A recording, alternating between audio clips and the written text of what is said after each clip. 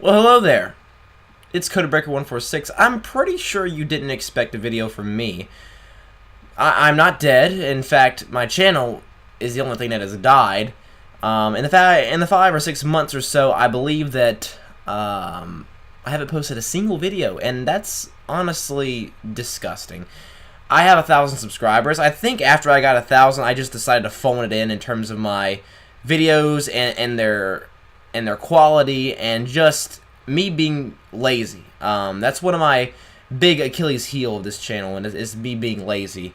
And I apologize for those that were fans of my content and those that wanted to see, consistent content. I very much apologize for that because I kind of abandoned you guys, and I didn't really mean it in that manner necessarily. I just got lazy, complacent, and just bored of YouTube and making videos. I much rather watch videos and see other people do it than me myself. But I felt like I needed to come back and make a couple videos because in my absence, Anything Goes Wrestling is now a thing, and Anything Goes Show is no longer talking about wrestling. TJ Rules has cut down his content, and a lot of guys, I mean, apparently it's just not cool anymore to make wrestling videos, and I wanted to make a wrestling topic prediction video type of thing. I have a very nice microphone, and I have this handy-dandy PowerPoint presentation to give you my predictions on Survivor Series, which is this Sunday, and I'm pretty excited for it, honestly. I want everybody to know that this video is going to be very, very long, if you can't tell already from this time thing, whatever, you can kind of tell when this video is going to end. So, get a nice cold beverage, some nice food of some kind. Maybe if you're in the gym, maybe you can listen to me if you're on the treadmill or something like that. I don't know. Maybe if you're at school or at work, you can play this in the background as nice noise to hear. I know my voice isn't the most pleasant thing, but hopefully you enjoyed enough to listen to me for a long duration. And we're going to talk about Survivor Series, so let's go ahead and get into it, shall we? So we got the kickoff match that nobody gives a damn about. It's Enzo Amore and Kalisto. And Kalisto is doing his very best Drago impression here in this thumbnail picture. And honestly, I literally don't give a damn about this match. You got Enzo, who has been a solid Cruiserweight champion. The reason why I say solid is because at least he gains a little bit of interest in 205 Live, which is a fledgling show at this moment in time. So much so that Neville did not want to be a part of it, and so much so that Austin Aries decided to, leave the company. He didn't ask for his own release. I found that out on a podcast, but he did leave because they had nothing for him, because the Cruiserweight division and the 205 Live is a place where you don't want to be creatively. And now we have Kalisto in the Cruiserweight division, and he won the belt on Raw, then he lost it at TLC, and then he apparently is getting his rematch here. So I haven't really been keeping tabs much on this feud. I know that Enzo Amore has been kind of running this Zoe train with Drew Gulak and a couple of different other Cruiserweight guys, but then it's off and on, so I'm not quite sure. Originally, this match was going to be the Zoe train, which doesn't sound that pleasant, by the way, if you're just asking for my opinion. Taking on Kalisto's pals and comrades, which would be like Rich Swann and Cedric Alexander and guys like that. It wasn't going to be a 5-on-5, but apparently not. I didn't think this would have been a bad choice as a 5-on-5 to have on the pre-show. But we're getting this instead. I expect Enzo to retain. Maybe Neville comes back and he literally obliterates Enzo Amore. And I don't know. I hope Neville's not coming back to be in the Cruiserweight division, but who knows? Maybe they have something planned for him, and they pretty much said, Neville, listen, if you come back, you're going to be back in the Cruiserweight division, but eventually you will be on the main roster fighting everybody else. But yeah, I mean, this match, not really looking forward to it. I don't think that this match is going to be that wonderful, to tell you the truth, between Enzo and Kalisto. I just don't see that much promise within this. I wish Pete Dunne, the Bruiserweight, would have been in this match. Maybe a triple threat and have the Bruiserweight on Raw.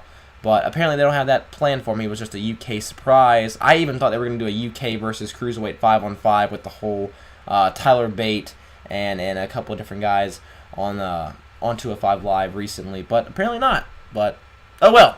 Let's move on to the next match that possibly matters a little bit more. So, we have a match that's I guess, important in the grand scheme of things, because when you look at this card from top to bottom, you have 7 matches that are Raw v SmackDown.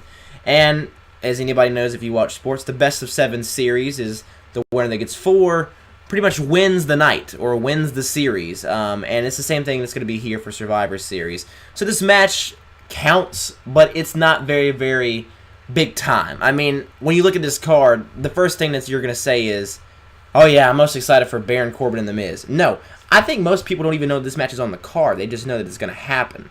I mean, it's a heel versus heel dynamic. I don't know how what's going to be. Baron Corbin is not very, very good in ring, if you ask me. I think he has 2 or 3 cool moves: the deep six, the really big choke slam, and he has obviously the end of days.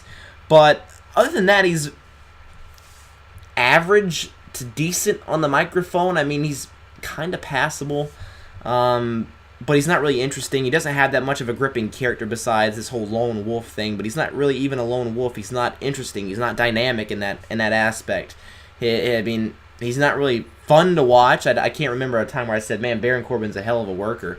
But he's the United States champion. He defeated Ty Dillinger and AJ Styles at Hell in a Cell. I don't see Baron Corbin getting the win here over The Miz, who has, carried the Intercontinental Championship ever since he won it back against Dean Ambrose at I believe Extreme Rules. Might have been Extreme Rules, or it could have been Great Balls of Fire, but I think it was Extreme Rules. Either way you look at it, The Miz, I just don't see him losing here, because if Baron Corbin can lose to Sin Cara, then why can't The Miz beat Baron Corbin? You know what I mean? It's very, very plausible that The Miz Taraj gets involved here and costs Baron Corbin the match in a roll-up fashion. Maybe they cheat to have The Miz win here, but I don't see Baron Corbin winning.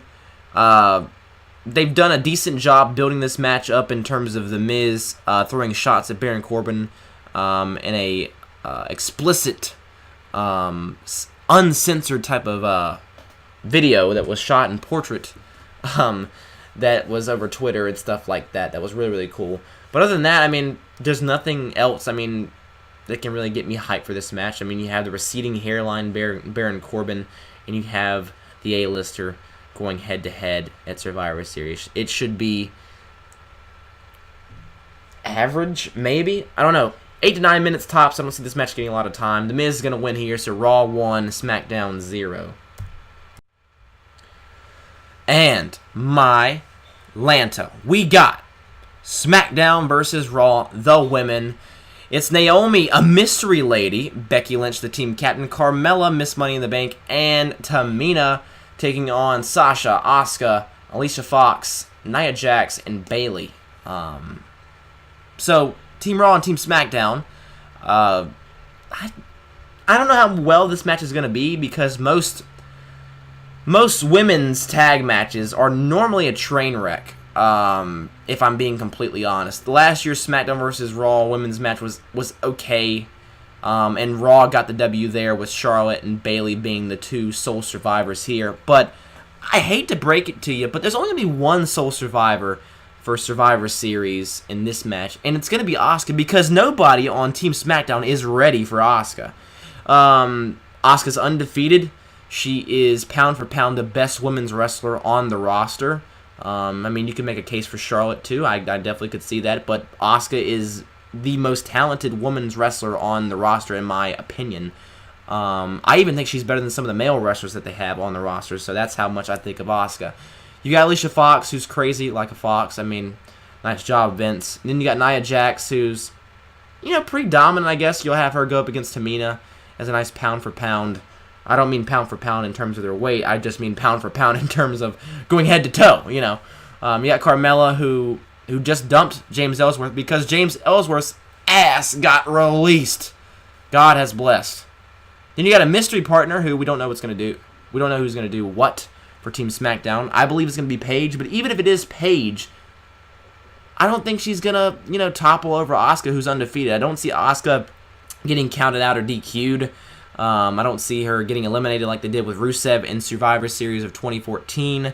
I just don't see it happening. I think Asuka is going to be the sole survivor and hold it down for Team Raw. Eventually, she will challenge Alexa Bliss for the Raw Women's Championship and become the Raw Women's Champion heading into WrestleMania. That's just my 2 cents on that one right there. But, whatever. Either way, guys, Team Raw is winning this one 2-0. 2-0. 2-0. Alrighty, boys. Well, we got another women's match. We got Alexa Bliss and we got Charlotte.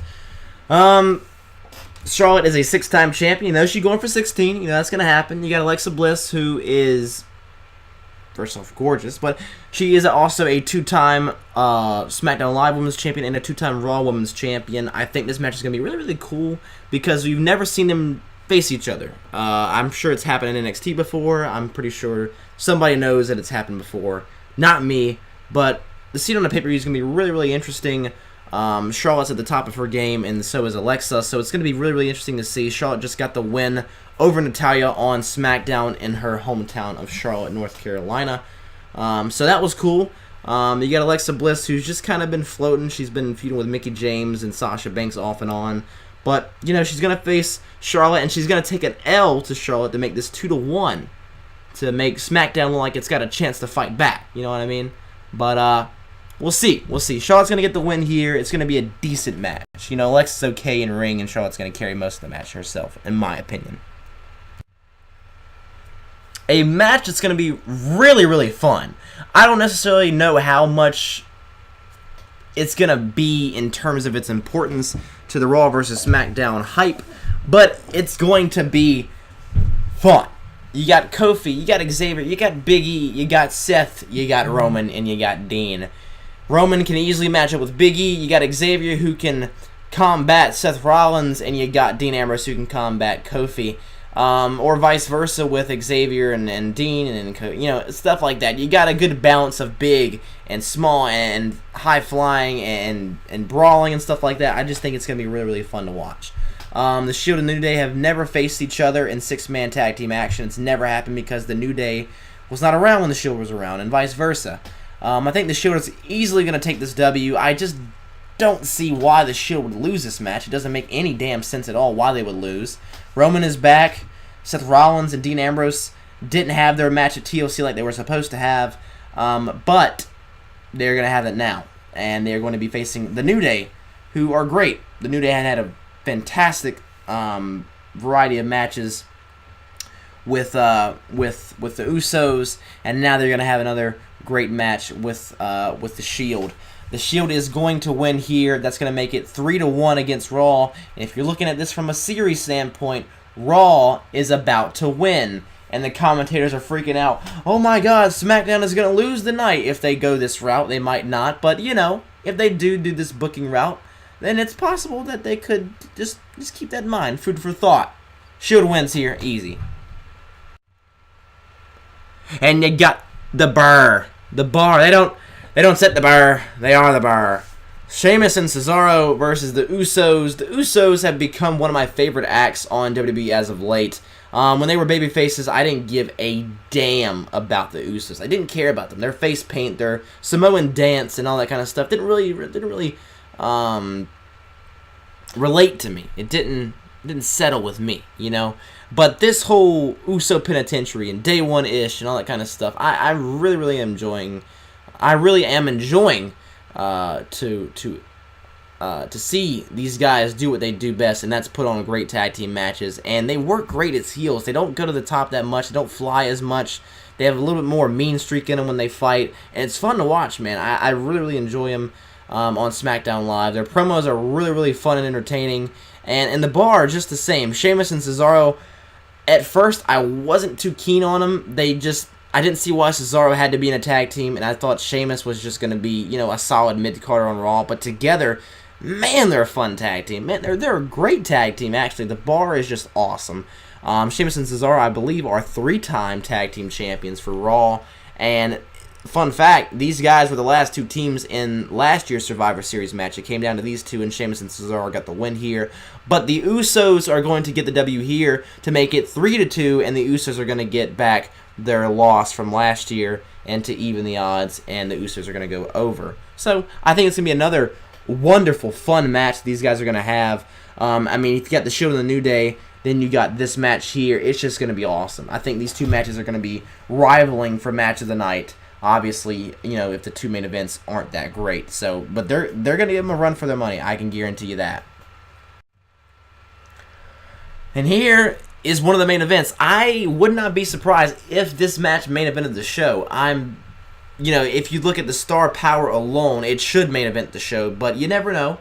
You got Bobby Roode, Randy Orton, Shane McMahon, John Cena, and Shinsuke Nakamura for Team SmackDown, taking on Samoa Joe, Triple H, Kurt Angle, Braun Strowman, and Finn Balor on Team Raw. So, I have loved, and I mean loved, the Raw invasion and the SmackDown Under Siege segments that they have strung together, in this build for this match has been sensational. Orton qualifying and beating Sami Zayn is really, really interesting. Bobby Roode defeating Dolph Ziggler was really fun. And then you got Nakamura, who beat Kevin Owens. Cena was named on this team, and Shane McMahon named himself the captain. Whereas Raw has been a little bit different. Raw, Kurt Angle has chosen his men. Braun Strowman because he's Braun Strowman. Samoa Joe and Finn Balor because they fight so well against each other. They would fight well as a team. And then you got Jason Jordan, who was going to be in this match, but he's not. He's not. You know why? Because Triple H. And because Bray Wyatt also, but, mostly Triple H because he named himself the 5th member of the team. So, I'm really, really excited to see this match take place. I'm not going to sit here for 25 minutes and give you the breakdown, elimination by elimination process, but I see it playing out a little bit like this during the match. I'm going to give you a couple little different high spots and stuff. I think that we're going to see Bobby Roode get a decent showing. I think he's going to go the distance for a little bit. I think he's going to get maybe about 2 eliminations on the day. Kurt Angle is going to be a non-factor mostly until the end. He'll be in the beginning of the match, and then he'll kind of just go to the side for a little bit. I think Triple H will also be in that Kurt Angle category. Braun Strowman will be eliminated by John Cena.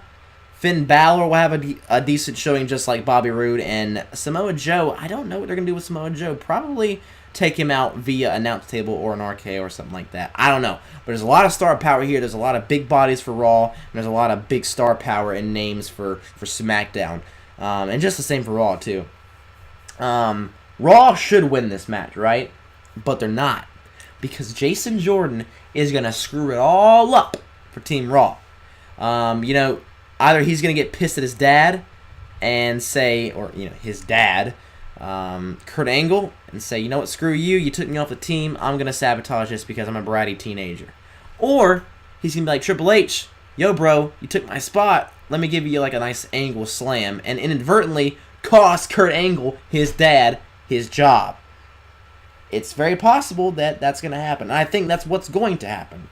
SmackDown, you could obviously throw in the fact that Sami Zayn and Kevin Owens are going to screw it up for Shane. I think what's going to happen is that they're just going to eliminate Shane, though. I think they're going to come in and screw it up for Shane McMahon alone. Not Team SmackDown, but Shane McMahon. Nakamura, my bold prediction is that he will be eliminated first. So, there you go. Nakamura, everybody. The man that's going to face AJ at 34. Whoop, whoop. Anyways, Raw is going to get this W. SmackDown's going to get this W, and we're going to be 3-3 on the night. That's if this match isn't main eventing the show, which it should, but just, if it doesn't.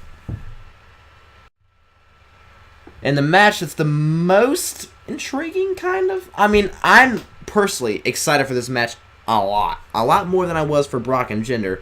I'm most excited for the 5-on-5 just because of the star power and the crazy stuff that can happen. But this match is the most interesting because AJ, without a shadow of a doubt, is one of, if not the best wrestlers that is walking the planet today. You got Brock Lesnar, who's a beast. And whether you like it or not, Brock Lesnar brings a different presence and feel to the main events that he is a part of. And every match that he's in seems different. It seems like a fight. And he's had some really cool battles with Braun Strowman. The one against Braun Strowman was okay. The one against Samoa Joe was okay. But he's had some good battles as champion. He faced Goldberg. He faced Samoa Joe. The Fatal 4-Way at SummerSlam. And then he obviously had Braun Strowman. And now he's got AJ Styles. I've enjoyed the build that Paul Heyman kind of, gassed up to be on Raw. with AJ Styles having a shot because he is one of the best performers. He's quick. He has got a very nice offense and defense, and Brock Lesnar is going to have to combat that. I mean, they're going to make this as if AJ Styles is the underdog, which he is. And even with AJ being as good as he is and a great WWE World Heavyweight Champion, I don't think he's going to beat Brock. I just don't see it happening. If they want to build him as strong as possible, Brock Lesnar is not going to lose to AJ Styles. If he didn't lose to Braun, if he didn't lose to Samoa Joe, and if he didn't lose in that Fatal 4-Way, he's not going to lose to AJ Styles. I mean, whether the championship's on the line or not, it doesn't matter because AJ is going to lose to Brock Lesnar. It just makes sense. You know, I just don't see AJ beating the Beast because the Beast has to remain strong until he meets Roman Reigns in New Orleans, April 8th, 2018. So, with that being said, Raw would win 4-3. So Raw would win the night. They would lose the 5-on-5, and I guess Kurt Angle would lose his job. But Brock Lesnar would defeat AJ Styles, and if AJ Styles wins, I'm happy. I'm very, very gracious that AJ got the W, but I just don't see it happening. Raw wins the night. Brock Lesnar wins this match. I think Survivor Series is going to be a kick-ass show. I'm excited for it. They've got about 4 or 5 matches that I'm really, really looking forward to. The Shield and New Day, the Bar versus the Usos, the 5-on-5 for the men's, and you have Charlotte and Alexa, which is interesting. And then you have the main event, or possibly not the main event. I wouldn't put this match in the main event. I don't know why. Even though this match is big time, I just don't see it being the main event. With Brock and AJ, it's going to be great. It's going to be phenomenal. So, yes. Ladies and gentlemen, that's going to be it for me. I don't expect to post that much more. I just wanted to post this video because I was hype about Survivor Series. Maybe expect a Royal Rumble video whenever that time comes in about 2 months. You're going to be seeing my Royal Rumble Day in the Life at request of my family who wants to see that video. And also because I never posted it and I had those videos in a library and I'm going to post that eventually. And I'll post my Royal Rumble predictions. And I'm also going to WrestleMania 34, by the way. And so expect to see some cool stuff about WrestleMania 34 when that time comes around. I'll be going with, of course, Anything Goes show. Or excuse me, that channel no longer exists. Never mind, I can't say that even now. I also will be going to Ring of Honor, Supercard of Honor. So I'll be expecting some stuff about that as well. And some more independent wrestling predictions and stuff like that. And also, my next video will probably be Wrestle Kingdom related, Wrestle Kingdom 12 review. You got Naito and Okada, and then you have Omega and Jericho. So that's going to be big time. I'm excited for Wrestle Kingdom 12. That'll be my next review on this channel. And then you'll have WrestleMania, Royal Rumble, and then we'll go WrestleMania and those type of theme videos as time approaches for next year. So thank you very much. Thank you very much for watching and actually viewing this video if you did. Comment down below. I'd love to talk to you. If we haven't chatted in a while, we definitely need to catch back up because that's my fault. So thank you for watching, guys. I really appreciate all the love and support. And yeah, if I'm feeling in the mood, if I'm feeling froggy, I'll probably make some more videos. But I wouldn't give you any guarantees. The only guarantees are Wrestle Kingdom, Royal Rumble, and WrestleMania's type of videos. So until then, toodaloo, and I'll see you whenever I see you.